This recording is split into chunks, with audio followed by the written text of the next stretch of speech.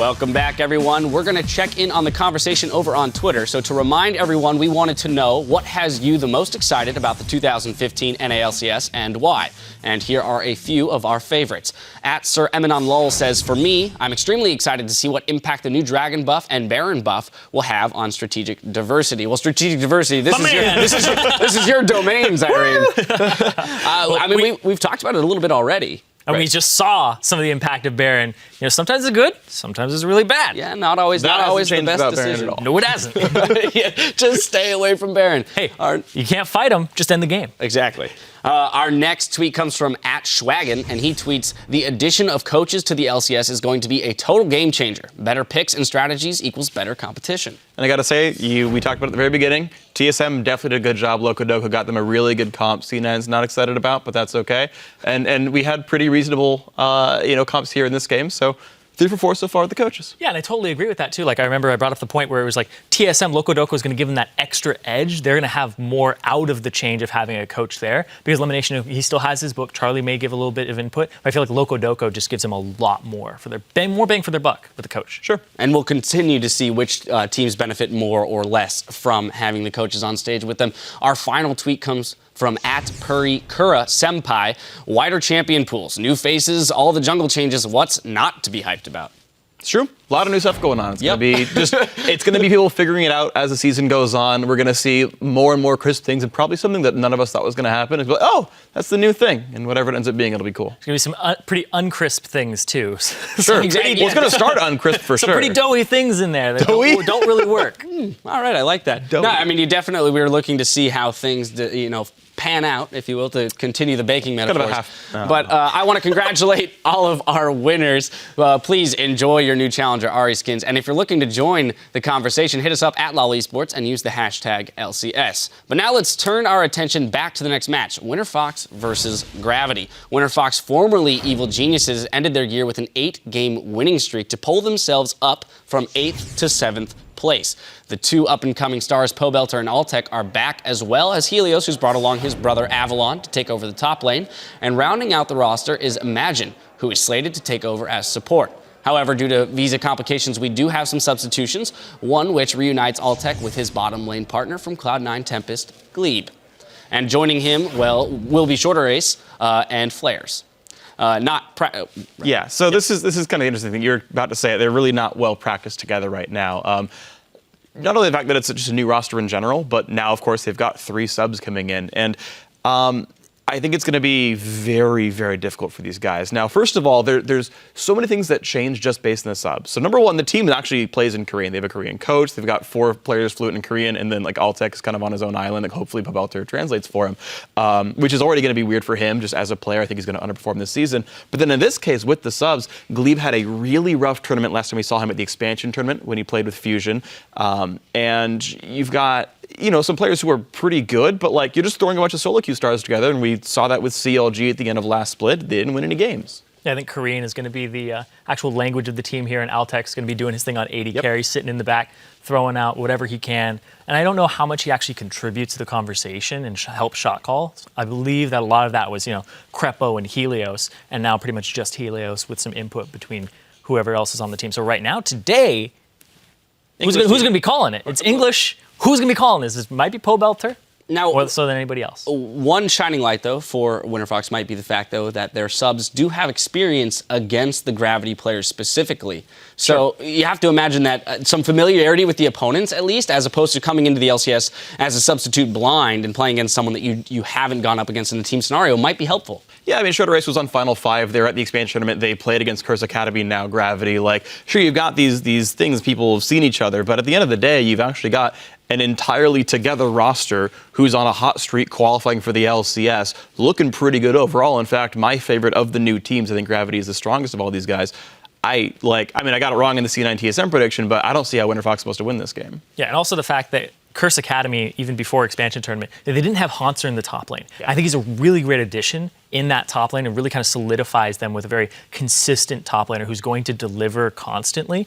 And then they have people like Keen, who's like, Hecarim just got buffed.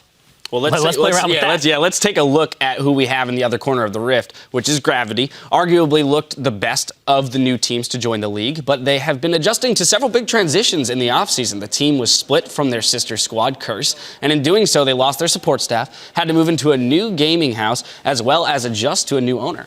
Yeah, and I think that St. Vicious, though, is going to be the rock to hold everybody together. And the fact that it is a new patch, St. Vicious has always had like jungle tier lists. He's okay with bringing new things out and trying them. And he's always kind of makes things mainstream. I want to put it that way. Like, he's an innovator, but everybody kind of picks up and be like, oh, yeah, that's what the meta should be. And St. Vicious really pioneers that. Yeah, I think St. Vicious definitely deserves more of a legacy than Missing Smite sometimes. Yes. He's one of the biggest junglers in North America. He's had probably, I would say, the biggest impact in overall North American jungling. Just when you count the fact that he's played since Season 1, right? Media's had a lot to do in the last 2 seasons, but Saint's been molding that since forever, basically. So I think Saint's got a lot of weight on his shoulders there, and I think he's going to do well in this one. He'll thrive. Cop is the other guy I want to talk about, because you talked about Hanser joining the lineup, but Cop also joined this lineup, and he was really one of the biggest driving forces that got Curse Academy, now Gravity, where they are. He, I think, was an underappreciated AD carry. Okay, a little bit on the safe side, but still always put up very good, consistent numbers, which is the number one role, like the number one goal for an AD carry in the first place. If they're always getting their DPS out in team fights, then you're gonna have a rock that you can tank for, and he'll kill some people in team fights. And he's paired with Bunny Fufu. Again, because they played in the LCS together. Right. So he has a support that he's very familiar with and has a lot of repetitions with. And I think that the comfortability of this bottom lane is going to be something that we have to keep an eye on this game. Because it's Altec and Glebe. You know, they're very comfortable with each other because they played on Cloud9 Tempest. But I feel like Glebe just hasn't been playing up to the level that he was before, and he's having some trouble. But I think that Altec also has to readjust with that, as long as being in a completely new team with new members. Well, new members of the team. Exactly. I got you. Well, Gravity is a tight-knit group, and say the different personalities and play styles of other members will make for dangerous combinations in the LCS.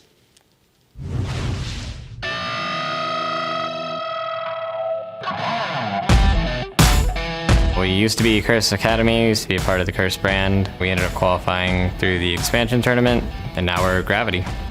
This time around joining the LCS, it felt like we really earned it. I remember Keen just ran up to me and gave me a big hug after our game, so it really felt good. We got Cop, who's like pretty passive kind of AD carry. Not really known as a playmaker, but he's really consistent. Saint and I are the leaders of the team, I guess you could say.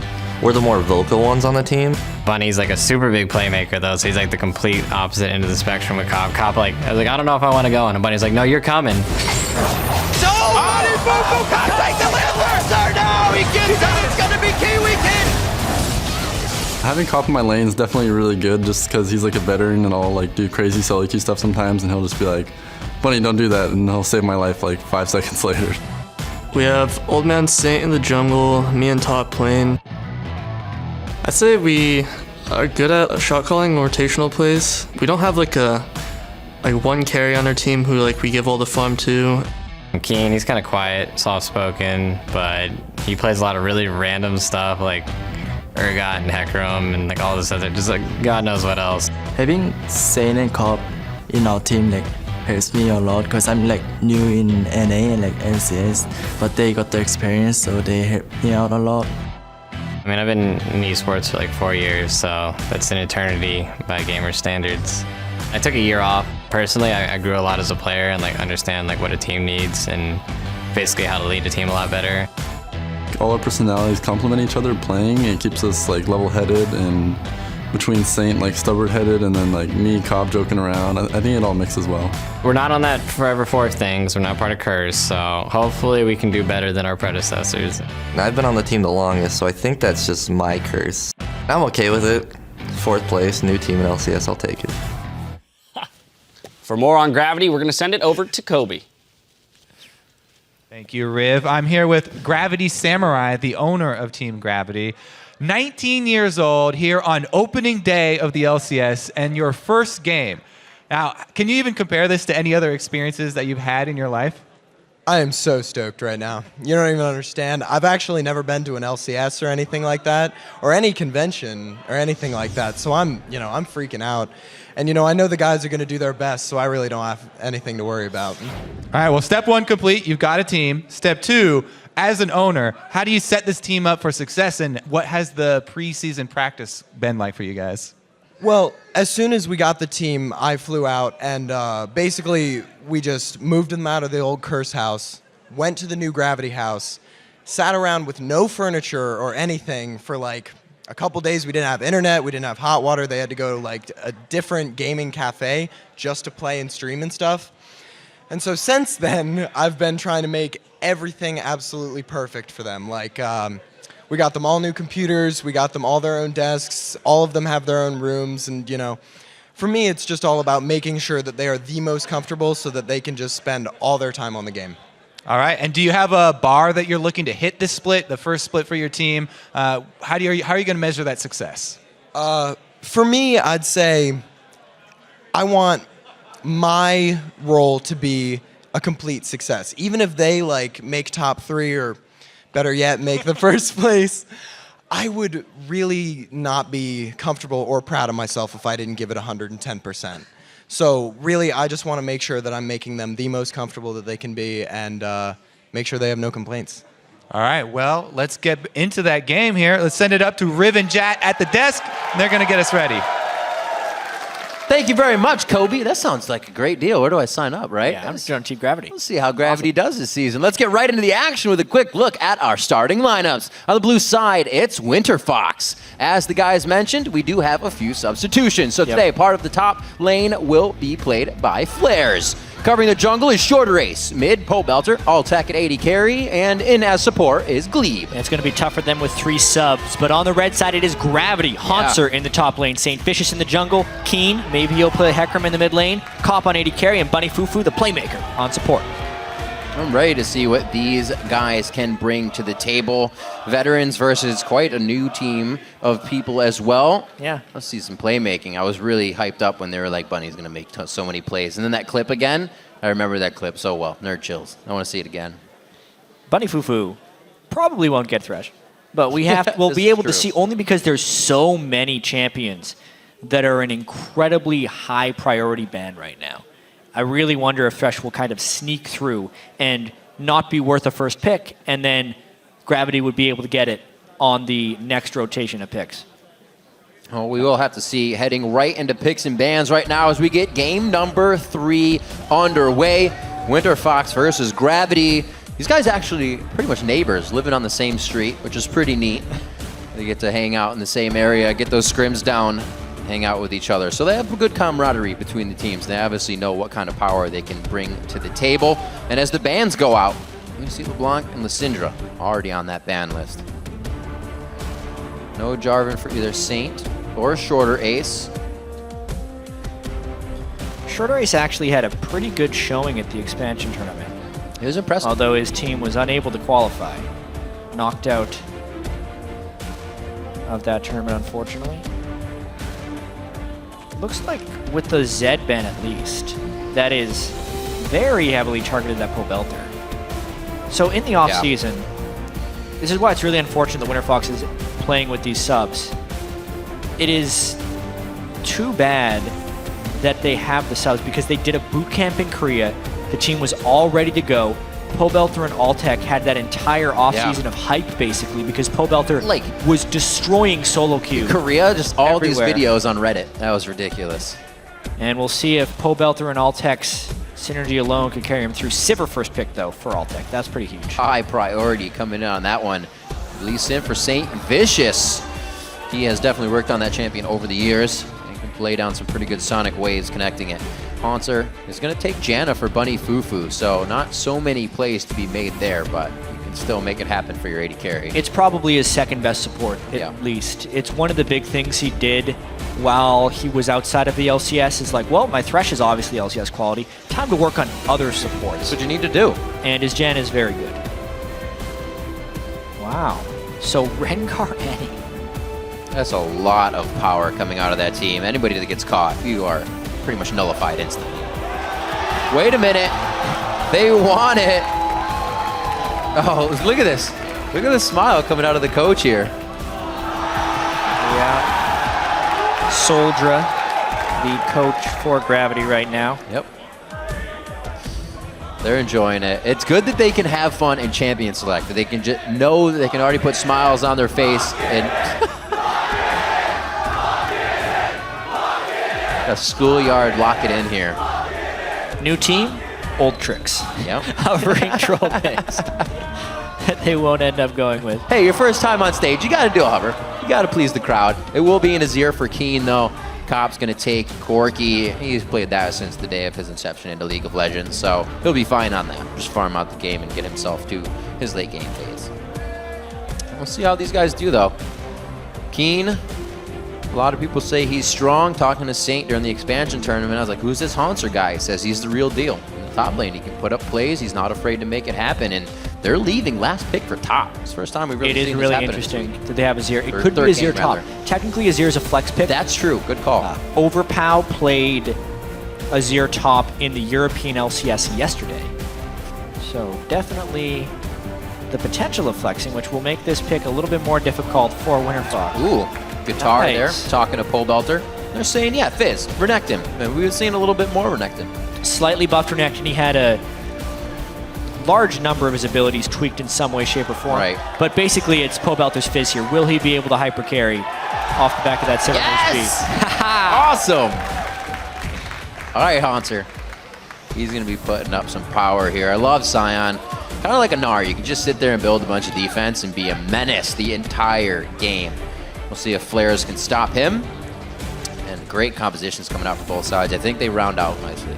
And Gravity was actually put fairly highly in some of the community power rankings that were out there preseason in North America. Some teams, I think Gold Per 10's power rankings had them as high as number 4 in the entire LCS. And with Winterfox playing with 3 subs and a pretty solid lineup coming out for Gravity, they should be in a position to do quite well. It's all going to be about whether they can shut down Pole Belter's Fizz and Altex Sever, really, because those are the only 2 core members on Winterfox right now. Tons of preseason hype. I'm sure tons of people have Altec on their fantasy team. Early picks on 80 carries because his numbers last year on a losing team were incredible. We heard a lot about Altec from Crepo, as he would call him, Johnny, playing with him, saying if there's a kind of thing there where he's still himself and he doesn't take to the team. Maybe he's starting to take the team, and that's when a player really grows and you can see all of their full potential. The game's about to go live, so let's get those predictions rolling in. Tweet hashtag WFX win or hashtag GV win to @LOL Esports, and we'll be tallying your votes throughout the game to see who's going to take game number 3 of the North American LCS Spring Split here. Starting off this season, we've already seen some great plays today, and we're only going to see more. Yeah, just to recap the day, Team Solo Mid taking down Cloud9 in a really well-fought game, honestly. Cloud9 with an early advantage. Right. TSM closing in behind them. And then the Dignitas versus Coast game. Oh. That ending. If you have not seen that and you're just tuning in now, go check out the ending. Worth a 30-second watch. There's a Baron. It's a Dignitas game, and the game ends shortly after. Wow, that actually leaves a lot up in the air. That's a choose-your-own-adventure if I ever heard one. So, not really worried about the wards because of their power in numbers. Thanks for making me a liar, Saint. I called you good on your cues. It's like he'll miss the first one. It's not Scouting Q. Too many problems. It's a little bit of an invade here. Not invade, but roam in by Annie. And Sivir. I remember. By Altec. Oh, wow. That happened. Shorter is able to kill the ward. Now, keep in mind, on this patch, wards are not stealthing as quickly as they should. You don't say. So it is a little bit easier to kill them. That's another thing that will be fixed next patch. You're trying to take the credit. All the players know that is the situation right now. Yep. And honestly, with the way he used his Q, he would have killed the ward even without the bug. Right. But Minions he did it. Good job. There's a few champions that can do that early game. Get yourself a Leona or something, and you're right as rain if somebody puts a ward in your face. So we'll get a little bit of help here at a shorter ace. As he starts on the Krug's bottom lane, Gromstar help going over to Saint Vicious. An invade early, actually. And not a necessarily good scout. It looks like they're going to do some vertical jungling here, though, just because of the lane swap. So if Saint Vicious were to go for his own blue buff right now, it would be way too dangerous. The question will be how much of this jungle do they decide to take? Let's see if FLICKR goes after this. They obviously realized that the 2v1 happened before they had a chance to see it, or rather beforehand at all. That could hurt. No, this is really curious. What is FLICKR doing? Because normally, as a top laner in a lane swap, you are either double jungling or staying in the lane. Well, that's Annie and Rengar right now, which is weird. Yeah, he's doing neither. And yeah, this is... And he's going to try to do Raptors first. Strange. That'll be painful. So I've actually seen a few variations of this. I was watching the Chinese LPL, and OMG started the game triple jungling, actually. They used a jungler, top laner, and a support to power through the jungle, because if both teams are lane swapping, and there's no dives because the other team is respecting it too much, there's no need to have multiple people in that bottom lane, and you can instead use your team to help gank and go. Oh, Keen, there's the stun, the roam, too close to the turret, but they did force that flash. That gives Pobelter and Glebe, the rest of the team, a chance to come back. And Glebe had actually charged his stun in the jungle while he was helping that out. Didn't need to start with his W, then had a point-and-click stun onto Keen, making it easier for him to burn that flash. But yeah, this is a very low investment jungle. It did look like FLICKR decided to do Raptor Camp with his Q on Renekton's. A very dynamic opening here.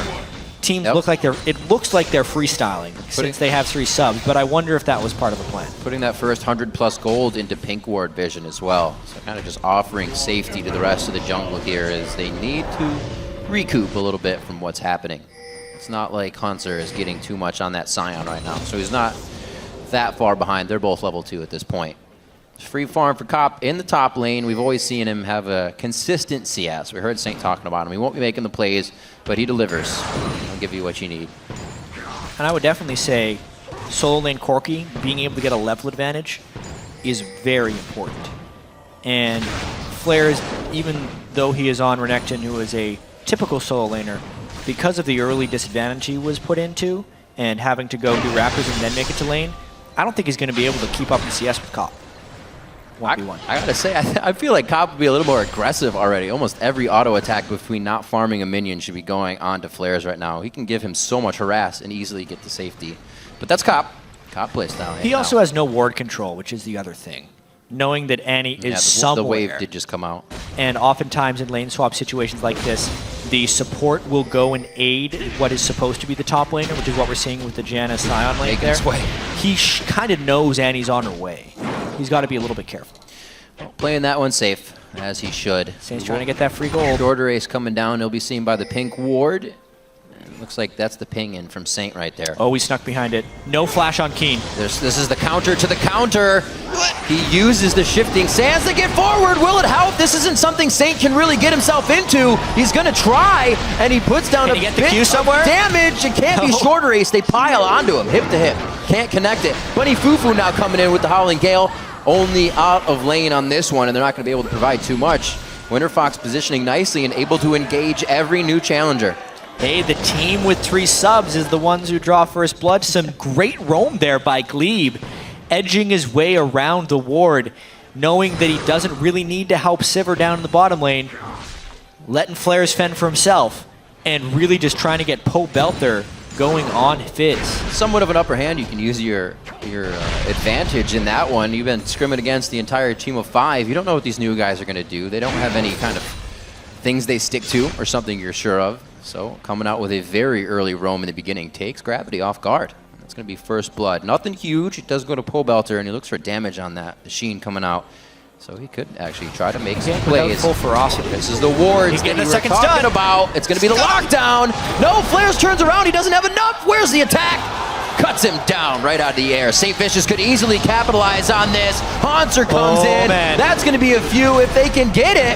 Wait, no! FLICKR gets away! What a beautiful slice and dice. St. Vicious was rearing back to punch him and didn't connect with the auto attack. And then Shorter Ace gets 5 ferocity and is able to heal on the backside of that one. They get out by the hair of their chinny chin chin. Or the skin of their teeth, whichever one you want to say. But it was ridiculously close. These are the kind of games that completely go the way of the other team when you're so close to getting kills. And almost escaping kills, but it just continually goes the other way. That's happened with these first 2 kills, and no counter by Gravity. That's the scary part, because it's always just I want that last step, and that's going to cost you your life. Oh, Belter going in, Emperor's Divide, just stop short. Not the best time for a pause, but we'll get the reason for that as shortly as possible, as quickly as possible. Yeah. Yeah, early on in the game, Winterfox really coming out huge. Obviously, the lane swap is not going entirely their way, as you can see by the CS. They made things work, though. But Sivir having 62, Sion having 36, you add up top laner and AD carry and just compare them against the other teams, they would actually be winning that overall. Cop hasn't been doing a great job CSing 1v1 against Renekton, and Glebe has been doing a very good job roaming around on an under-leveled Annie. I mean, he's only level 3, but he created that pressure in the mid lane, burning Keen's flash, and then getting the kill the second time that could maybe let Pobelter just skyrocket through this game. If we look at the things that they have done, those are things you can do all the time. So it's like they already had it in the book. If you walk into the lane with Annie stun and there's another person with you, you're probably going to blow that flash in mid, and you can return. It's almost a guaranteed every time you approach mid, as long as you have the vision to not get countered. So Winterfox is kind of sticking to the book, and everything's working textbook style. Really great for him. Yeah, it was a keyboard issue with Glebe, which is why we're paused. Okay. Hopefully it's one of those times where you can just unplug it and plug it back in. But then you have to turn it over because the USB won't fit. And then you turn it over again, and then it won't fit. So you get it 2 more times, and you get it. We'll be back into this one shortly. That is how USBs work. That is how USBs work. Yeah. There are 4 different ways you can put it in. So we see that back, obviously, from Flares. He's not too rich yet. Goes for another Doran's Blade and a little bit of damage in the longsword as well. So he's trying to keep himself at least maintained in that lane. And he's only 10 CS, or rather 7 CS down, so not too shabby there. I want to see how that Renekton impacts the game later, because it looks like it's going to be very hard for him to get in there in team fights. And Azir pushing back, Sion stuns, Corki, Janet, everything is just kind of pushing against him. I think a lot of it's just going to be about him taking up space and split pushing on Renekton. I think that's his sole job, because the rest of the team will be this assassination squad. Right, in and out. No reason to stay long. Use Dominus. Use Dominus to get yourself out of sticky situations in the top. We'll see if it plays out like that. As you can see, it is the pause from Winterfox, as we said, getting Glebe's keyboard all suited up. And it looks like we may be ready to get back into game shortly. We do know that Gravity has been pretty much getting in their own head a little bit. The kills not going their way, but they're stretching themselves thin to try and achieve these. With the pause we just had that will be resuming, again, they were trying to go on to Keen and mid, so we'll see what happens there. Yeah, and it's going to be action as soon as we come back out of this pause, because Pobelter had just ulted Keen, but the Emperor's Divide was disengaging him. Yep. And that's it. They decide not to fight. And it disengaged. So, settling down now. All the players getting back into the roll of things. See a little bit of back and forth here in the top. Level 5s for both. Trying to see where they are at level 6. And it looks like they're halfway there on both sides. Teleports have been used, so they'll probably be returning to top lane for the next few minutes here. It's going to be all about what the lanes can do. We saw Shorter Ace trying to provide, and has 3-6 Rengar ganks. 1-0-1 for him. Still waiting for Saint to get there in time. He's kind of been a little short on each of these engagements. One step slow. Right. Winterfox. There you Fair bit go. of fan support early on in this game. The sub squad. Can a sub squad win in the LCS? CLG tried a few times last year. That's true. To no avail. Had a few close games. When they sub one person, they seem to do well. When they sub a whole team, that's a different story. I wonder, though. Glebe's still level 3, and it's the last straggler. Oh! Just because everybody else walked through it doesn't mean the last person's safe. Something to remember. Uh-oh, Altec getting caught out here. He thought the team actually had control, but they just left River. He's going very low. The Ignite is down. That's the last hit. That's going over to Cop. Who says he's not aggressive? Straight up right there. Altec did not have vision control, and he was up past the point that he would be safe. Cop and Bunny Fufu do a good job of just capitalizing with the move speed from Jan and getting a kill. They do end up burning Flash and Ignite to get that, but they burned Altec Summoners as well, and it gives Cop some time to catch up in CS. Glebe making sure he's safe down here, trying to charge that stun up so he doesn't get dove. Nice hits from Cop coming in as well. Has his phage so he can get himself out off those shots and the movement speed safely if he needs to. Everybody's just, or everything I should say, really going the way of Winterfox right now. They did just lose one, but that's not going to be too bad. LTech 73-69 was up in CS, so that was Gravity trying to get back into this one, and they did. When this game approaches the team fight phase, it's going to be very critical that Pobelter can get himself involved because the overall team might not have the most damage. Here we go, though. St. Fish is level 6, trying to gank flares. Oh, there's the ultimate. The gong is off. Haunter not going to be able to swing that one around, and he had actually just used Roar of the Slayer, that minion push, as Saint came into lane, so they actually didn't have any real big follow-up on that. Saint couldn't quite get the kickoff before Flares was able to dash over top of him. So again, just a hair slow. Ooh. Looks like Pobelter wants a refresh on that blue buff, but he's not going to get it. No attack possibility here. He's forced to stay back, though. You can see just how annoying it is to try and farm against an Azir. Nicely done. Really dodging out all the attacks that could have hit him. Takes a while to figure out the placement, the soldiers. Does a little bit of through-line AoE damage, so you can't stand too close. But Pobelter's got it on lockdown. Well, with how much that guy plays. Oh my gosh. He's probably played against many Azirs in the top echelons of North American solo queue, or even Korean solo queue for that matter. Definitely seems like he's very well versed at dodging here, and a big time gank coming in. Get out of there, Keen. Whoa, that's the divide. Chum the Waters hits it though. Look at that. They just circumvent the wall and walk out. The mid lane camp is very real, and Gravity's going to have to find a way to respond to this if they want to win this game, because everyone is just piling on Keen. Not much more Keen can do about that unless they get some vision control or some backup, if they're willing to burn that many ultimates and flashes and summoner spells just to secure a second kill on Azir. Nice kill, though, by Winterfox, collapsing onto Keen. Nothing you could have done. It's something you don't think you'd be seeing with Azir having that much stability and controlling the area around him. But they're just walking right around it. It only hits one person.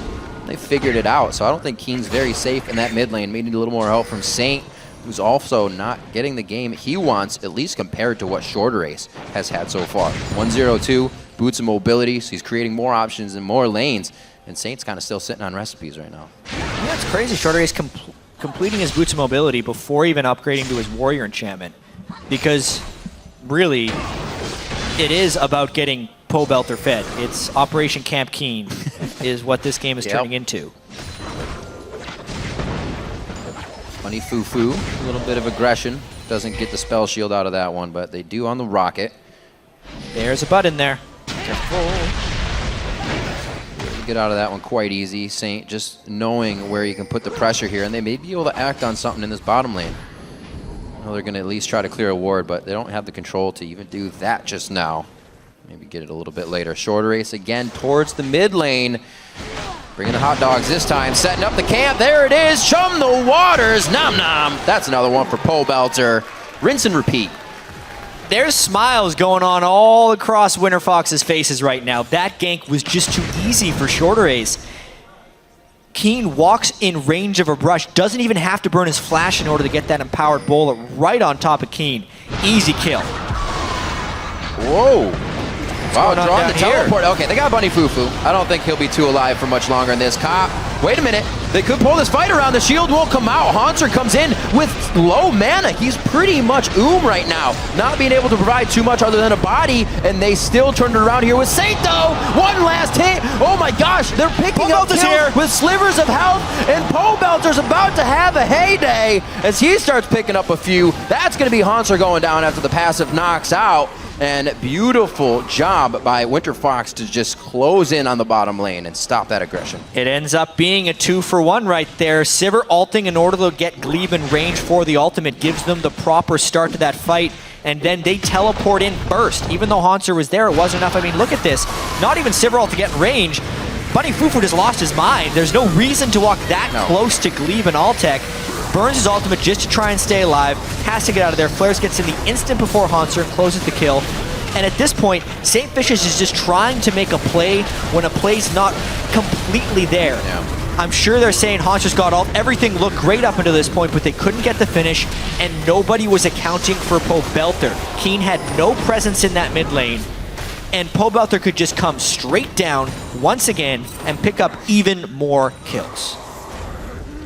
7-2 now as we approach just 14 minutes in this game. Yeah, you can see the pause screen popped up right during that replay. Unfortunately, there's been some technical difficulties today, but it's day one of the North American LCS. Once again, we'll keep you completely up to date. It does look like Gleeb's keyboard issues persist. The Gleeboard. Gleeboard. The Gleeboard problem. We'll see if he can get that fixed up. Jeez. You see Short Race waving to the crowd. He is having so much fun up there. Just on the cross shot, he was like, hey, what's going on, guys? I am crushing faces right now, and it feels good. There he is, the one kid of Washington. It's got to feel good. 4,000 gold there on Rengar, but it's all about Pobelter. 4,800 gold on Fizz. 302, 1,300 ahead of Keen's Azir. Just really looking to run over this game. It's definitely a different dynamic. We heard Hanser in the pregame video saying, you know, there's nobody really on Curse that will feed the kills to, or one person that'll get everything. Not the case with Winterfox. That's Pobelter. He holds that role. And right now at 302, 15 so CS up above his opponent, 13. It's pretty. He's going to make some plays this game. I think we can see that out of him. More Reddit clips to come. We'll have to see how effective he can be. I mean, we saw High's Fizz get shut down by Darius' Aurelia. Yeah, that's true. Is there someone who can block Pobelter and just stand next to him in fights? You would hope that could be Hanser, but honestly, I feel like Fizz is far too mobile for Sion's incredibly dodgeable abilities. Gravity tried to get Dragon, but Winterfox is there to contest. 5v5 at Dragon Pit. It's like standing in front of a train and you move Dragon with the reset. last second. Dragon's back out. Actually hitting Glebe right now. That's 2 down, 1 for each side respectively. Divide goes out. They're trying to take down Cop. Alltech with the boomerang coming off a cooldown. Will he be able to throw the last one? Storm Shield to save Cop, and it looks like they may retaliate just a little bit.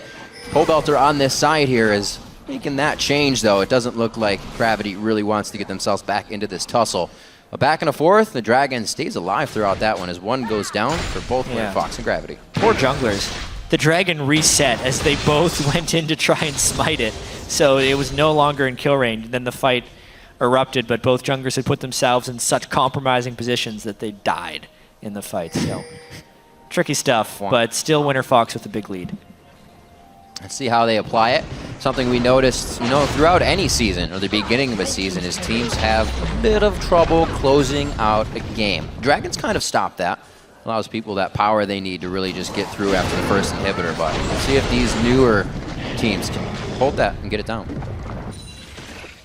I want to see how Pobelter can carry this game, or if he can, because Pobelter has always been a top solo queue player. Ever since he was 15 years old, he was kind of just, everyone was waiting for him to join the LCS. He was actually on... Felt like he was 15 forever. He was actually on Curse of all teams while he was 15. And then eventually he made it into the LCS, and it didn't transfer over immediately. He was in the LCS while still finishing high school. He couldn't devote all of his time to the game. I mean, it's been years in the making, the development of this guy. It's a little bit comparable to Reckless in EU when he was too young to play the LCS, but everyone knew he was really good. It's just Pobelter was never quite the same name, but he's always had that talent. It's just a matter if he can realize that, play as a team, and show up on the big stage. This could be his year, honestly. He had a strong finish to last year. The team is more built around him now. Right, there's nobody to overshadow that. And he's doing this with subs right now. I mean, this isn't even the team that was built around him. So it's looking like a very strong opening for Pobelter. We'll see if he can close out this game with his immense lead. A lot of plays being made by this team, Pobelter especially, and with the option of Alltech to kind of be that same person as well. His skills are on the up and up. And they have the ability to have 2 players with that ability. Glebe, he's trying to get an upper hand on the ward control, see if he can kill anybody trying to plant one, but they don't. He like hides under that ward. You almost can't even see him at all. Only the nameplate. Good clear coming in from Keen. Almost called him Shifter for a second. 17 minutes on the clock. Both teams respecting now that the ults are around and on everybody. A lot of champions hitting level 11 as well, so that's something they're trying to get under their belt. And we see once more towards the mid lane. That's the Monsoon. They don't use the divide. I was going to say, if they get through both of those disengages and still get a kill, but they get out safely this time. That's really huge. That's what Gravity needs to do to stop those dives. You can see how hard it is, but they repel it that 2 time. flashes. That's true. Tough to get out. Oh. Pop the ultimates from Winterfox, though, before that Dragon. And in the in the long term, you'd rather have your ultimate because it comes back before Flash, but in the short term, the ultimates would win or lose this fight. So Gravity should pile onto the Dragon here, knowing there's ults down from Winterfox. Whoa. Gonna get a little bit of a tunnel here. Glebe went way too far. The rest of the team, what? Altec coming out huge on this one, as well as Glebe. They focus down onto 2. Saint and Bunny Fufu no longer for this world. That's a double kill coming in for Altec. Beautiful job as they drop 3. Haunter is going to be bolting out of this one with a short sprint. Almost a kill onto Cop as Pobelter's trying to make more plays. And Winterfox is all over these engagements immediately. Great teleport. Geez, Saint Vicious thought he had the upper hand there, and if they would have engaged in a clean fashion, I think they would have, but he doesn't even get his Lee Sin kickoff in that fight. I think Glebe was able to stun him, and then the rest of Winterfox was able to just focus him down before he makes a play. This game is getting out of control. Winterfox is pulling away. Winterfox is definitely pulling away. Odd to hear when a lot of the people said Gravity is one of the better teams coming in. Let's check this again. Yeah, I mean, what a strange fight where Glebe thinks he has a catch on a Cop, and then they're kind of running away. Sivir has an immense amount of burst and is able to get him with the backside of that boomerang, as it was actually Shorter Rays who held him in place. And it looked like an Infinity Edge crit that came through from Altec, bursted down for a fair bit of damage, and at that point, Gravity didn't collapse at the right point. They were already down a person. Even though the ultimates weren't there, it was fine. And Pobelter nearly finishing off Cop on the backside. That was sneaky. Looking like a fadeaway run to get himself to safety. 45 seconds before the Baron is on the map. I don't really think anybody's going to be looking towards that just yet, however. You do see Pobelter sticking the needlessly large rod into his inventory. Saint forced the flash out of that. A huge front-end burst hit. Nice slam down by Haunter. They can really turn this one around. And as Winterfox enters the jungle all willy-nilly, they're going to definitely pay for this Raptor attack to go down. Gravity finally sets up a trap right there. That's what they need to do. They punish this time Shorter Rays and Glebe for overdiving, and Pobelter was not there to supplement the gank. Really showed they didn't have the damage outside of the big fish they got in the mid lane. A little bit of disrespect being given there, saying we're strong, we can walk anywhere. Not the case. Gravity can still take your team out. 20 minutes in, and we see a little bit of life there from Gravity on the attack to save their jungle. Looking at the lanes, actually pretty all even. Saint Vicious, however, we saw him farming up a lot. It is 69 to 48 as he was trying to repair what Shorter Race had done to his team in the early game. Mostly Keen. Keen had a hard time. Yeah, and there's actually a huge amount of gold in the jungle now. The jungler is willing to go and farm it. With the recent buff to the jungler items that happened in the 5.1 patch that we're playing on right now, an extra 30 gold every time he kills that jungle monster. If you just sit there and farm in the jungle, you become a very, very rich man. And despite Saint's 3 deaths, he is ahead of Shorter Rays in gold just because of that CS discrepancy by a whole 300. Level as well, so we'll be hitting 11. And that Dragon's Rage kick up leveled once more. And just some wave control coming in here for Gravity, as nobody's really making a move just yet. Cleaning up red buffs, cleaning up blue buffs. It could be flares, however, in the top lane. Oh, so close. No cigar. Ooh, BM. Oh, geez. To be fair, Signal rarely hits people. He's talking about these Winterfox guys are just trying to get in the heads of Gravity. They know they're playing with subs. So yeah. They can do no wrong, in a sense. If they win, whatever. No one expected them to win. If they lose, everyone expected that because they have 3 subs. So it puts mind games. It puts an added sense of pressure on Gravity. And what way to try and push them over the edge than just laughing in their face? It's like what Unicorns of Love says. Why'd you name yourself that? Because it'd be funny if you had to go tell your friends you got beat by Unicorns of Love. There you go. That would suck. It looks like some teams had to do that this weekend. Left to 6 here in this one. 22 minutes on the clock. The gold lead, obviously, in favor of Winterfox, along with all of the turrets this game. Not even able to crack a base yet. The base, I should say, for Gravity. They've been kept to their side of the map. Good clearing. Seems legit. Yeah. That long-range ward clear. Good. I'm surprised they've lost 2 pink wards to that brush, considering Azir can so easily clear them. Yeah. I would rather sweep that brush against Azir and place your pink ward further away. But they really need that pink ward that brush cleared because that's their gank path for Rengar. It's a very contentious spot. What a back and forth fight. Put some batteries in these guys' gloves, do a little more damage. 13 to 12. Oh, wait. Here we go. Bunny Fufu. Nope. Janna's shield, also known as the battery, to help you do more damage. Yeah, there you go. Yeah, you can see that brush that Keen continually clears pink boards out of is the spot that both teams need to control. If Winterfox controls it, they can get clean ganks off in the mid lane. If Gravity controls it, they just simply can't. As soon as they see him, this could easily... I guess they won't die. If he has dominance, that's really hard to kill him. Minute on Dragon. A lot's being focused here towards the top lane. Looks like they're going to back. They realize that, and they want to get themselves prepared as well. Haunter's going to start walking down. Get a ward down. He may even walk down to Dragon. He'll keep teleport up. We'll see flares stay as well. So nobody really getting a kill out of this for the last 5 or so minutes. It's been pretty much a stalemate. I think it's all about the Dragons.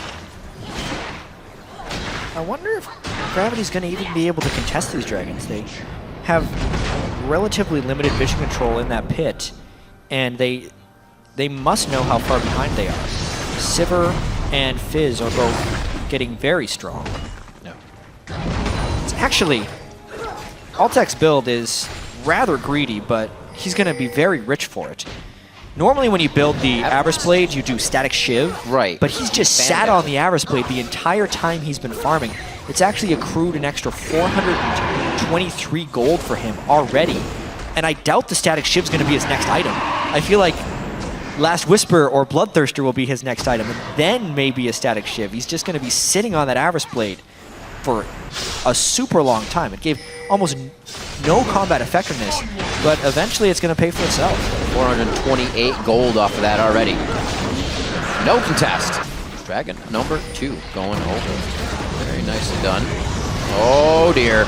Sundis goes down to the turret. Cleave tries to flash in with the Tibbers ultimate. Finally gets it down there, and it is just such a back and forth ping pong fight. This is the members of Gravity going down, however, and we see Haunter now in the middle of the fight trying to take down Shorter Ace. He's done such a great job at just taking control of people's vision while Pobelter and the rest of the team wipe them off of the map. Oh geez, a 4-for-1 in what was a very chaotic, almost YOLO fight by Winterfox. It looked like they just said, all right, let's fight. Everybody do something.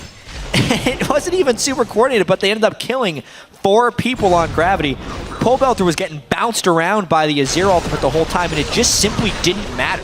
Winterfox is that far ahead. Lich Bane's going to help crush this one down quite nicely. Altek gets out safely as well, so they drop another turret on the game. Gravity has only dropped the mid turret, which helps open up the map. So we look at this one more time. I mean, it's the Sivir ult with the Rengar ultimate. They don't even synchronize their initiation, but the Tibbers is good. It sits in there for a little while. Haunter kind of zones out, and watch Pobelter here. He just gets, I think it's Janna ulted out. I thought it was the Emperor's Divide that messed him up. He didn't have a huge impact on that fight, but because Altek was also fed, because Renekton is getting quite strong, everyone is just utilizing their lead and punishing the passive behind team of Gravity. The whole fact that Altek has been allowed to buy that Avarice Blade, sit on it, and not get punished really speaks to a lack of map pressure by the rest of the Gravity team. And it's really meaning a big edge for Winterfox. Well, we see fights all the time, but we rarely see a team fight like that, wanting to just barrel head first into it. There's always some back and forth, some dancing, and then the fight goes down after you place 3 or 4 wards and try to take it out. Winterfox, not a care in the world here as they do their engagements. Ready to lose one, but take your entire team, and it seems to be the goal since the beginning of this one. Yeah, and for those of you that have been watching since the start of the day, this is kind of the pylon Sivir composition that Cloud9 wanted to have at the start of the day. When you can just pop the Sivir ult and have everybody go and get to the target you want to is ideal. That it's such an important thing. They were able to get the mid lane ganks onto Keen that really started this whole thing rolling, because that then gives them river control if the mid laner can never get, the enemy mid laner can never get past his turret. And the move speed you get from Rengar plus Sivir and then the lockdown from Annie makes even a properly positioned opponent look out of position. because you're just so much faster and you can catch them in spots. We saw a bit of it coming from Coast as well. They had the Rengar, they had the Leona, and they would blast it as soon as they went in. Just get those one engages. Winterfox working it the same and working it very well. You got it. Gravity has to be like they're in every brush. That's what you consider right now. Any brush that's not warded, they are standing in it. Very, very careful play has to come from them. Gravity's doing their best. The only way you can get control back here is to pink ward your own jungle, which they are trying to do. It's but close, they just can't get enough pink wards out. That's one good ward. They saw him pop. Really? Wait a minute. No. Okay. Shorter Ace is like, all right, guys, sorry. I should have done that. That was a waste. They're having fun, though. That's the part that counts. Able to keep their heads in the game, making sure they win while doing it with a smile. Just slow push in mid lane here. Alltech to clear this out. Flair's now to the bottom lane. You see this back and forth once again. Probably not going to do too much to each other. Nice slice and dice. See the smash. Keeping himself safe here. Top of the map looks like it's going to be getting a little bit of help from the team. Gravity clearing waves out right now, but they're going to have to find a mistake fight coming in from Winterfox if they really want to get themselves back in this game. At 7,000 gold, that means there's more than one core item probably across the map in different lanes that's really putting you on the back foot. The map control that Winterfox has in 5-to-1 turrets, definitely leaving Gravity a little bit to be desired here. We definitely have to note again, hopefully for the last patch, that with the Azir in the game, the turret count is inaccurate. It's 3 turrets down. Oh, you're right, yep. For Gravity. So Winterfox has the outer 3 down as well as a substantial amount of map control. But yeah, I do want to talk about the Avarice Blade on Alltech. Probably after they all run and try and kill someone shortly. So they're trying to do. You should not be allowed to build an Avarice Blade. This is one of those things like, do not try this at home. Don't build an Avarice Blade and sit on it because it typically makes you incredibly weak as an AD carry. But he's been able to outfarm by such a wide margin that he has a full item advantage on Cop and an Avarice Blade to sit on. Which is, by the way, giving him an extra 626 I think it was Uzi that did that at Worlds and he just got punished in lane. He just tried to sit on it and they took it to him. They know you can do that. But like you said, playing it safe. Playing it smart. With the positioning on the team, everybody in front of him, he's been able to do this. Hit the lanes, farm it up. Now he's up to 643 gold off that Avarice Blade plus. 25 seconds on Dragon. Their turret, most likely their Dragon once again uncontested here as we see Gravity trying to clear and get the wave push towards the top lane. They'll take this turret. Like we said, third Dragon now going over to Winterfox. I think the only hope Gravity has here is that Keen can get to a powerful enough point that they can punish the heavy dive of Winterfox and can somehow stay alive. He's going to have to build his Zonya's Hourglass out of that needlessly large rod. Because I've seen many games where an Azir that is really far behind can just crush a team fight if he gets his soldiers in the right position and he cuts the enemy off the right way. But it's going to be real tough against this Winterfox team. Easy to say, put on paper, hard to do. Very hard to do, especially with the way this team is going to be moving. They have that Sivir ult, Playful Trickster, Shorter Ace, jumping around or being invisible. A tough task here for Gravity, but a task that can definitely be completed only 31 minutes into the game. They need to stop these dragons. One dragon would help them out immensely, at least at this point. But 3 on the favor of Winterfox only makes it harder to get that first dragon for themselves. Gravity's going to back. Looks like things are slow for them right now, but they feel they are safe enough with the control they have to do this back right now. Definitely showing their subs right now for Winterfox. I think a more coordinated team with this type of gold lead, dragon lead, and diving composition would be able to manufacture advantages a little bit more quickly. But at the same time, because of the Avarice Blade on Alltech and because they have the Fizz there, it's not the worst thing they're taking this long to kind of set up their plays. A Yuma. So he doesn't go Static Shiv. He goes with the Ghost Blade on Sivir. That's actually something that a lot of people have been doing on their second item, just for more move speed on Sivir. Since you're already mobile, you're just supplementing your own strength. Personally like it. Plus it gives you that pen on the boomerang. Temporary power as well. 20% more move speed, 40% more attack speed for 6 seconds. Never hurts. No. But now he can't get that extra gold. And he has such a small amount of lifesteal in this build. Bloodthirster will have to be his Are you last saying bet. that wasn't a financially stable decision? It's pretty stable. Oh, There's the speed. that's financially stable because that banks some gold. Going God. over to Pobelter, also going over to Alltech.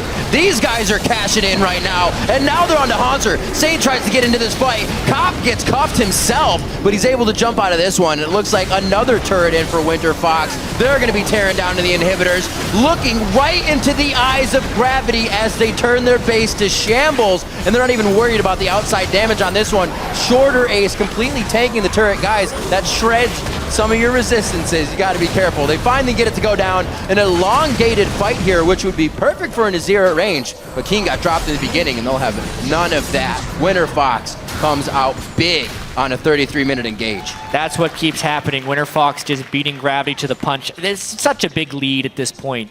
It's almost impossible for Gravity to win this fight.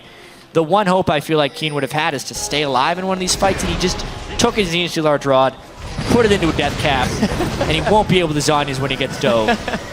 Which has happened almost since minute 1. Every single time. Alltech, run. Make sure your shoes are tied. He'll be able to get out of this one. Well, Burn that air. Maybe a Desperation Baron or something by Gravity. They need to get some type of catch before they start this thing. Yeah. But they could kill it rather quick. Let me dive over this wall with no mana. Everybody's in like chaotic. Yeah, I mean, they're gonna go. Rabid Raise is so mode. fast. They know they're doing Baron. They can't do it. Oh, here's maybe a fight though. There's really the floor. messy. Ah, nice knockup. Nothing coming out of it. All right, that was a good dance. Nice moves by both teams there. Looks like everybody was getting a little rabid. Nobody had health or mana, and they were still trying to dive into these fights. It's getting crazy in this late game. At 10,000 gold, you're going to have to make crazy plays, especially if you're Gravity at this point to get back into the game. Yep. And that was a Desperation Baron attempt. They really just hope Winterfox makes a bad dive decision, which is a possibility, but the laughing continues. Too bad Saint didn't kick him there on the slice. That actually been pretty funny. Into the Janna. Yeah. You're like, let's get. Oh, wait. Ooh, Baron. Yeah, it's an easy Flares. Saying what? Raid boss Flares fighting top lane so Winterfox can get Baron. He's like, yeah, 3? You got 4? Are there 4 people? Flare's pretty big right now. Actually, even with the Hydra first, getting right to his items necessary as Spirit Visage for the health gain and magic resistance and Randuin's to keep the fight going. Moving up to the second inhibitor turret. And it's really been Pobelter and Alltech carrying the brunt of this. Shorter Ace did so much to help, as well as Glebe, though. They're actually playing like a pretty coordinated team. Last-ditch effort by Gravity. They're pretty far from that face. He didn't hit anybody with that. Great dodges coming out of Winterfox, and they just walk out clean after being able to get a few shots in the inhibitor turret. They are messing with fire right now, but they're getting out unscathed. Yeah, they figure they may as well be at full health if they try some type of game-ending fight. Because they are 12,000 gold ahead. 3 dragons plus a Baron buff. Dragon 4 on the way in 45 seconds. Pobelter 3,700 gold above his lane opponent right now. Yikes. Quite a chunk at 705. I'll do you one better. Alltech's 4,000 gold ahead of Pop, who was the larger winner. Yeah, and even though Alltech has 0% lifesteal, he has that Elixir of Wrath, which gives him 10% healing on physical damage dealt, which is even better. It's so good on Sivir, you have no idea. It's healing him on Ricochet and on Boomerang Blade. I'm going to say I'll give you that in gold, but he did have the Avarice Blade. Yeah, he cheated. Big old cheater. So it looks like they're going to use these minions for the bottom lane. Let's see if Flares uses that Baron. As we said before, you only need one guy with Baron buff to buff up these minions, and that's Flares for the top lane right now. Takes that inhibitor. They are going to get spread thin right now on the side of Gravity. Yeah, this game's not going to last much longer with the Baron minions on one side and a Giant Renekton on the other. Here they go. There's one. Nope, they don't go for the inhibitor to push through. That's going to be St. Vicious, and Flare's going head-to-head in the top lane. He hasn't even put a dent in him yet, and St. Vicious now to half HP. helping that Hydra to keep him healed up just a little bit. He should be able to go down here, but that's now 2 of the resources for Gravity taken away, which means the bottom inhibitor, the bong goes off. An early activation, however, and they're able to just dip out with On the Hunt from Sivir. That's all of them. 3 inhibitors down. That is methodical play from the triple sub squad here on Winterfox. Very methodical. A method to a lot of the madness towards mid lane to shut down Keen. Pure control of Dragons, this being number 4 now as we approach 38 minutes in the game. A Baron already in their favor that's currently being utilized. It's far and beyond Ben Winterfox's game here, and a very impressive first game of this split. It really has been. Subs as well. Just It's got to be so painful for Gravity right now. A lot of analysts were wondering what will be of Gravity. Obviously, it's a long season. We can't take too much off of this first game. But when they did qualify during the expansion tournament, they had full access to Curse's support staff. All their analysts and coaching and support. They had to move, a ton of adjustments being done. It's going to be a difficult adjustment period as we're seeing in this first game. Let's see if this is the final push. They're going to wait for 3 waves of super minions and probably just go and win. Yeah, you can see him hanging out in mid as well. They were stalling for those waves. Push up, nice and easy on the outside. You can see how the base gates could semi be effective right now, but it's not even something Gravity can approach or leave. That's going to be the dive. On the Hunt goes off. It's going to be under the Nexus turrets here. Bunny Fufu still with the Monsoon. He holds that for the last second. And there he is. He throws it off to give the team a little bit of heal. Haunter is fighting 4 people right now, amazingly, but I think it's going to be for naught. He will go down in the end, possibly. Gets himself to the fountain, actually, for a little bit of solace, and it's only been Bunny Fufu that went down.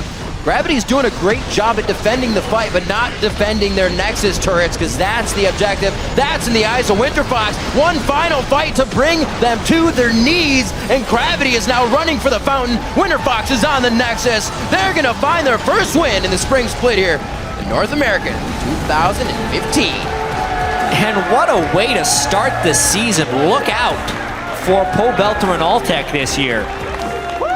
7-0-6 on Fizz, 9-2-10 on a very gold-hungry Sivir. 20,000 gold in an under 40-minute game. That's crazy. And that's over 500 gold per minute right there. Flares, Short Arrays, Cleave, all actually performing very well when kind of the pressure was off. So big smiles all around for Winterfox. Oh, well, same fishes with the stare onto Pobelter. Definitely swept off their feet this game. Winterfox came in roaring. And Short Race in the jungle, we said, played well in the expansion tournament with an unfortunate loss to the team that did not allow him into the LCS. But that does not stop his skill or his potential for play. Yeah, a lot of people talk down on those North American Rengars. I was actually just going to mention that. That was only the North American Rengars that were in the LCS last year. 2015 season will be approached the same way, though. Short Race. See that gig? So many mid lane games. Congratulations from Guitar there, knowing that he played well. And I think a big thing, again, is that they just did this with subs. What does the real team look like? Hopefully it's just as good. Yeah, hopefully. He would hate to be like, well, actually, the best lineup we had, that guys first we game threw together in week 1, there'll be no getting back to this point. Very nicely played in the mid lane as well by Pobelter. For being as aggressive as he is, he kind of didn't try to undertake anything by himself. It was a safe play, waited for Shorter Race. They did it when they knew they had the engagement and could get out safely. And that's what happened every time. Unfortunately for Gravity, there are 2 times where they tried to gank in the early game. People got away with maybe 50 HP. An unfortunate situation that if it went their way, it would have been a much different game. There were definitely a few things in the early game for Winterfox that really just tipped in their favor. Yeah. Some incredibly close turret dives and very daring escapes afterwards. But once they got that little bit going, it's just a whitewash after that. They just completely took control of the game. Definitely hard to find Winterfox in one place as well. We saw the Scion pick not really being able to hit ults. It's not what cost in the game, but something in the top lane maybe would have helped a little bit better for the team fights that were continuously long and just that was going to be all in favor of Alltech, the team kiting, the amount of control they had over the entire map. Great game by Winterfox. Definitely surprising. I'm sure a lot of people. So one thing that you could potentially criticize Gravity's champion select on is the fact that I believe they picked the Azir earlier than the final pick. Right, they final top lane. Yeah, when they're red side, you generally want to keep your mid laner until last pick, and that's exactly what Winterfox planned. She said, okay, Azir in the mid lane, we need a mobile comp, we need good diving, we can't let Azir set up. Let's finish our composition this way. Fizz, dives, right, because you got to finish with Fizz on the side. Fizz Renekton were those last two picks on Winterfox's side, and it wrecked them. Completely destroyed Gravity. Well, seems like the coach is definitely coming into play on that one. A good champion select. Just solid in general. We've seen teams, you'd be like, that's a pretty good champion select, and they won. But the champion selects, the games that are winning, people are saying the coach had a really good effect on that champion select. That was solid. Well, that's the strangest thing right here, because for Winterfox, their Korean coach wasn't even there. It was their owner who was talking to them during pick ban, and it honestly looked like he was just telling them, like, using the mouse for some people. This team couldn't possibly be communicating perfectly. Well, never mind. They're all playing in English this week. They don't have any of the Korean players, and not the Korean coach either. Just ridiculous that they're able to pull together such a good game. Yeah, the first week of the NA LCS, I think, has shown us that anything can happen. It always can, but with these new teams, they're bringing out all the stops. I'm glad we're getting the flavor that we're getting. Within the play styles, we see Winterfox coming up from the one dragon and just barreling into Gravity that one fight. It wasn't any dancing around, like I said. That's the kind of play style I wanted to see. That's a bit of what we saw in Europe, and I'm glad it's coming back to NA. That seemed to be every fight, just one after another. As Winterfox saying, all right, we want to fight? We're going to do that thing then.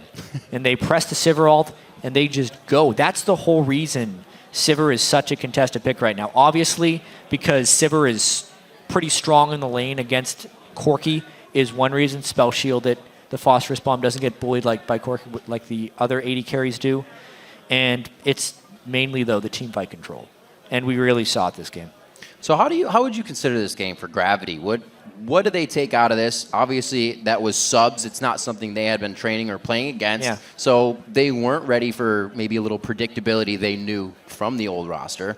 What do they take out of this? A lot of disappointment right now for Gravity.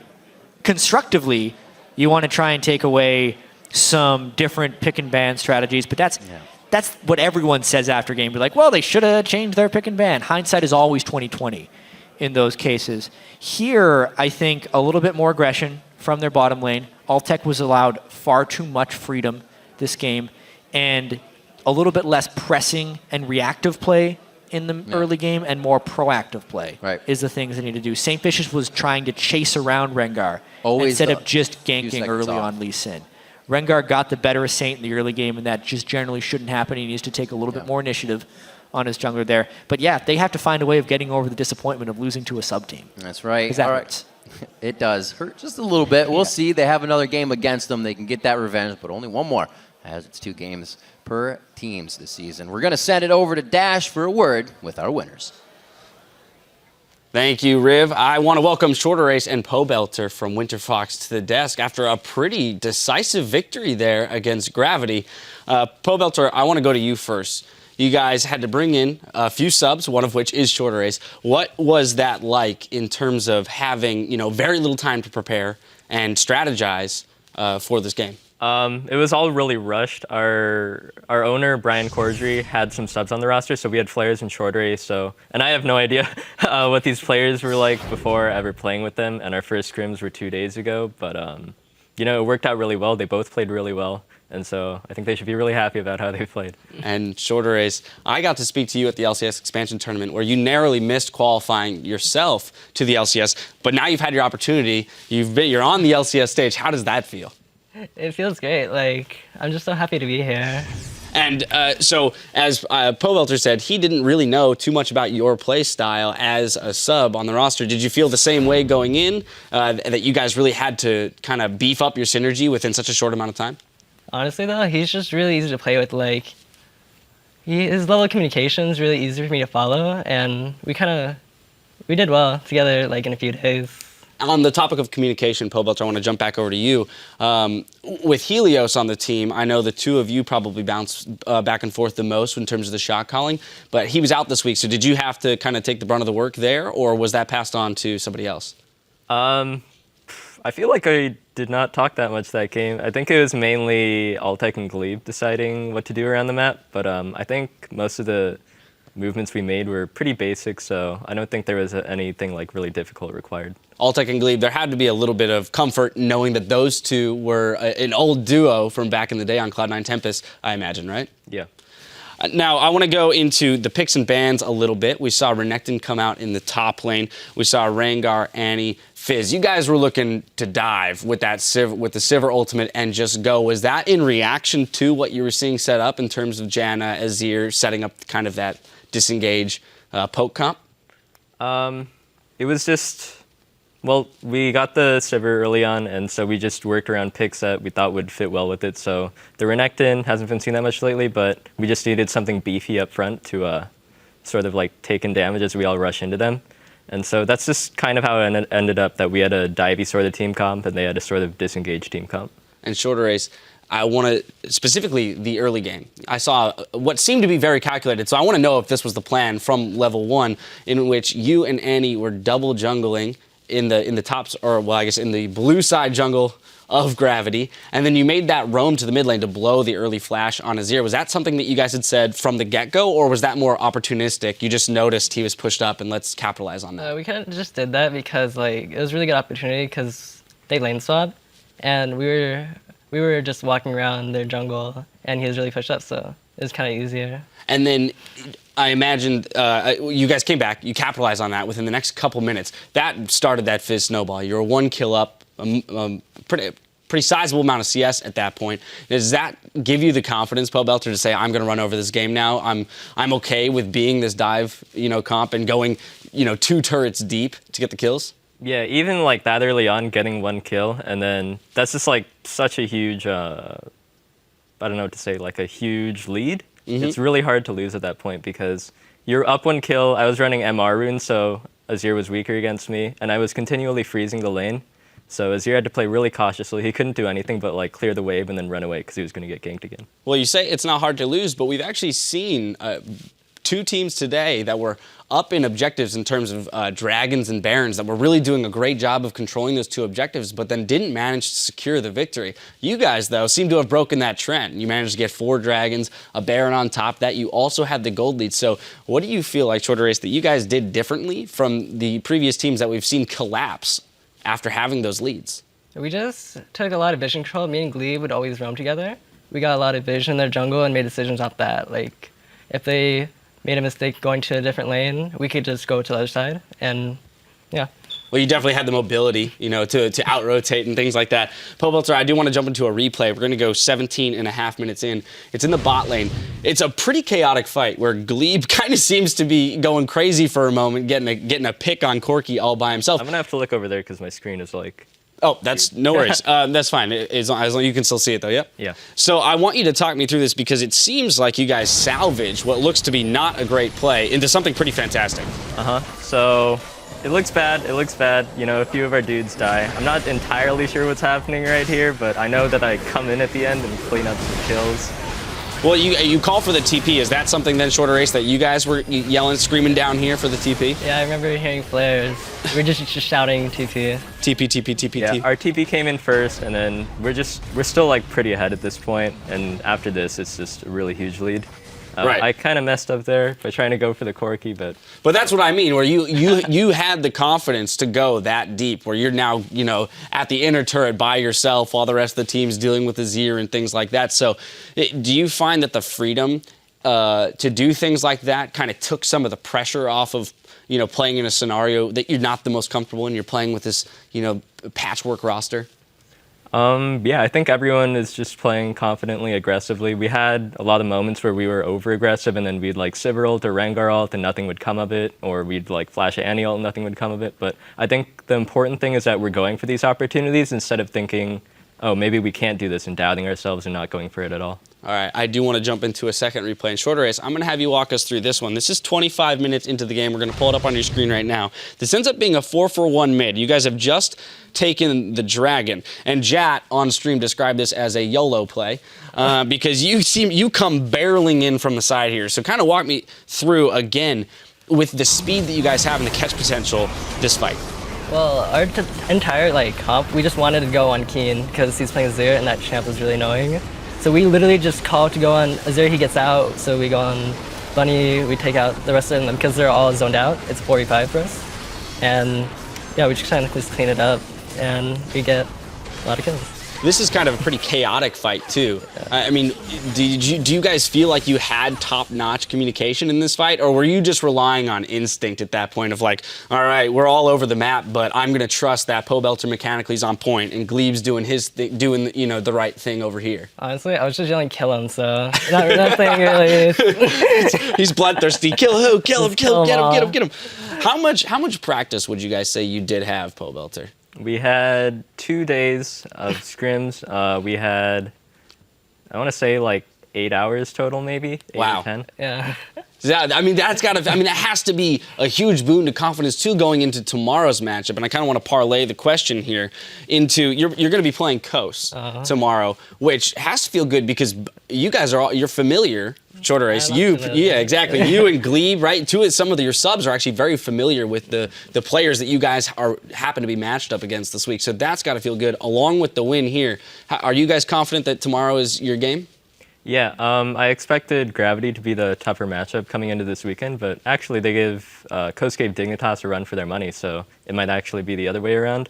But I'm pretty confident going into the matches, and I know Ryan wants to avenge himself because his team got knocked out by Coast in the expansion tournament. Yeah, looking for blood, shorter race? I'm looking for blood. I like it. Kill him. Kill him, right? Kill him. We'll be hopefully listening to the comms tomorrow, or maybe we got some clips from that game too we can pull up with the screaming. Well, I want to congratulate you guys on your victory. It was outstanding and very fun to watch.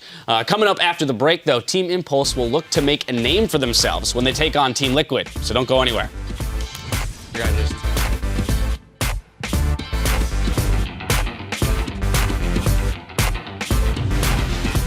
This season, we've already seen some great plays today, and we're only gonna see more. And they still turned it around here with Saint, though. One last hit. Oh my gosh, they're picking up kills here with slivers of health, and Pobelter's about to have a heyday. Lee went way too far. The rest of the team. What?